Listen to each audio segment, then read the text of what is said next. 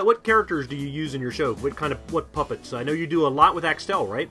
Yeah, Axtell, and I have the Mary Ann's duck, and I think I love Axtell, and I've got a lot of their really good stuff, and for some reason, this duck in different colors is just one of my favorite, and the reason is you can squash him, you can move him, he packs flat, he's really good. Other ones, they'll have a harder body.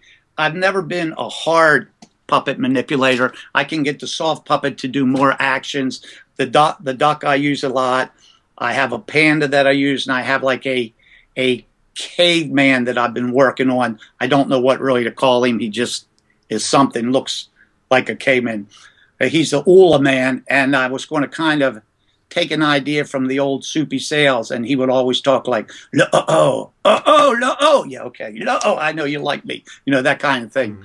I don't know if a lot of people remember Soupy Sales. I do, because I'm old, but we'll have to include a link to something from Soupy Sales at the end of this. So, and everybody, after you go through the entire interview with Al, we'll have a Soupy Sales video for a day.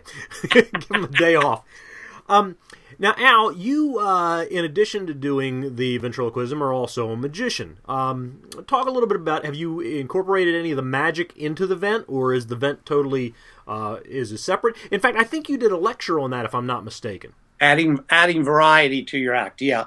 And that I showed everybody is not Doug Henning in the David Copperfield in the magic world, and everybody is not I can't even think today, Jeff Dunham in the vent world.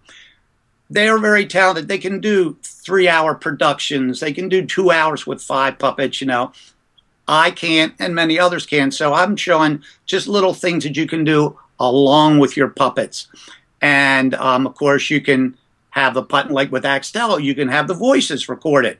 That's one way to do it if you're not real good. Another way is he can mime. The mime works. And then I just showed other little tricks that you can do with the puppets, change bags and different things like that, which you can incorporate. And I bought Wolf Magic, is that right? Yeah. Yeah.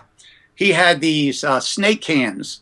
I've got these snake launchers and all too, but he had a snake can that you open it up and the snake jumps out, and then there's a little compartment and lock in there with another one. So the puppet tries to get me this. Here we'll go back again for our old minds, going back to cat and kangaroo days, where Mr. Moose and the rabbit always would try to get him to do something, and all the ping pong balls would fall. Yes. Well, the puppet tries to get me to do things that the snake comes out. So I have the can loose, and it jumps out, so it's gone, and the puppet goes through all this routine, blah, blah, blah, and then, well, it's not in there, look, and then, of course, it jumps out. He makes it jump out and scares me. So I incorporate that with that little snake can.